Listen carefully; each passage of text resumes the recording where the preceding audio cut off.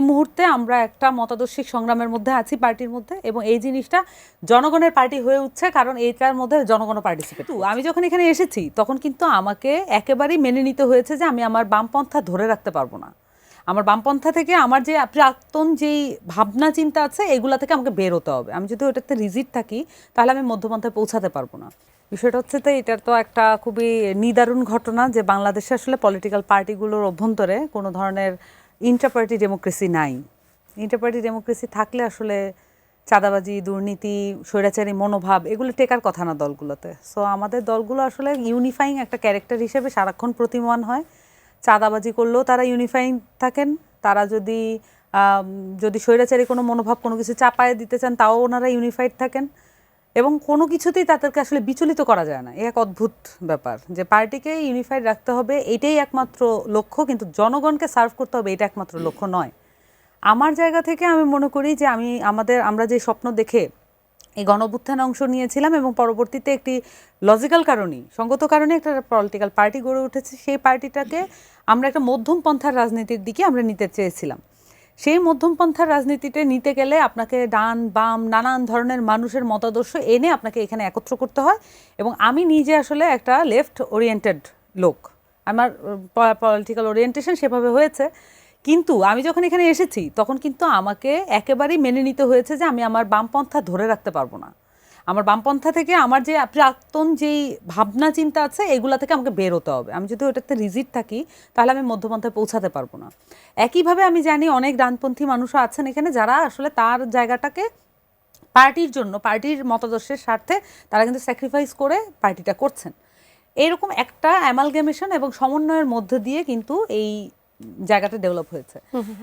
যখন জামাতের সাথে আসলে জোট গঠন করা হয়েছে, আমাদের জায়গাটা খুব পরিষ্কার ছিল যে জামাতের সাথে জোট গঠন করার জন্য শুধুমাত্র মতাদর্শিক বিষয় এটাকে আমরা উল্লেখ করছি না। আমরা 6 জন যখন আসলে গিয়েছিলাম, আপনারা দেখেছেন যে আমরা 6 জন আমাদের পার্টিম্যান আমার সাথে গিয়েছিলেন, আমার সাথে আমরা একসাথেই গিয়েছিলাম, যে ডক্টর তাসনিম জারা, ডক্টর তাজনুবা জাবিন, আমি এবং মনিরা শারমিন, নাহিদা সরওয়ার নিভা, নুসরাত তাবাসসুম। আমরা যখন গিয়েছিলাম আমরা জানিয়েছি আমাদের আহ্বায়ককে যে আমরা যদি জামাতের সাথে জোট হয় তাহলে সেক্ষেত্রে আমরা যে কোনো বড় দলের সাথে যদি জোট হয় আমরা তাহলে একক ইলেকশন না হলে বা গণতান্ত্রিক সংস্কার জোট এটার পক্ষ থেকে ইলেকশন না হলে আমরা ইলেকশনে পার্টিসিপেট করব না, এটা আমরা জানিয়ে এসেছি এবং আমরা আমাদের কথা রেখেছি।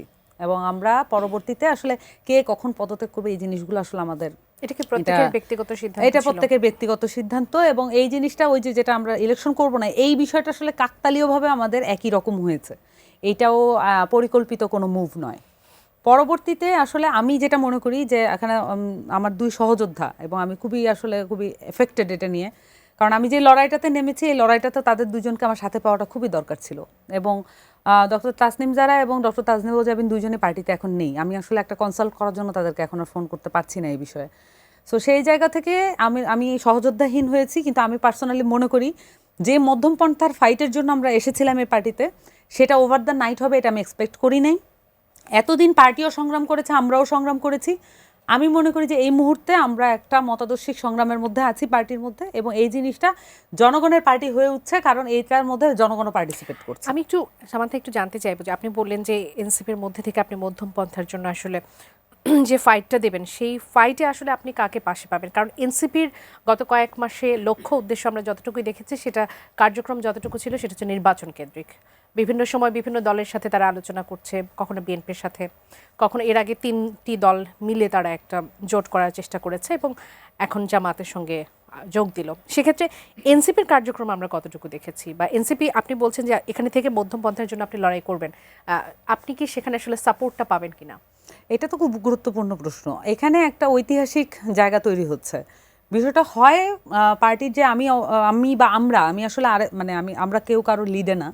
বেসিক্যালি আমি আসলে তাদের সাথে এক ধরনের স্টেক হোল্ডার হিসেবে, যারা 30 জন সাইন করেছেন তাদের সাথে অ্যাডিশনাল একজন স্টেক হোল্ডার হিসেবে আছি। সো আমরা প্রত্যেকের রাজনৈতিক স্বাধীনতা আছে, কিন্তু আমরা মনে করি যে আমরা এখন পর্যন্ত বা আমি পার্সোনালি মনে করি যে সংগ্রামটা করার জন্য আসলে আমরা তো বলি না যে একজন যদি ডাক শুনে কেউ না আসে তাহলে একলা চলো, তাহলে একলা চলো নীতিটা সবসময় ভালো না। রাজনীতিতে আসলে সামষ্টিক নীতিই ভালো, কিন্তু যদি এমন হয় যে আপনি আপনার পজিশন সম্পর্কে খুবই কনসার্নড এবং আপনি খুবই কনফিডেন্ট, তাহলে সেক্ষেত্রে অবশ্যই আপনার অবস্থান আপনাকে নিতে হবে, যেটা যদি আপনি একাও হন। এবং সত্যের পক্ষে বুলেটের সামনে আপনারা অসংখ্য মানুষকে একা দাঁড়াতে দেখেছেন এই গণঅভ্যুত্থানে। যদি সেটার বাস্তবিক এবং রাজনীতির ক্ষেত্রে প্রতিফলন না ঘটে, তাহলে রাজনৈতিক কোনো নতুন বন্দোবস্ত হয়নি।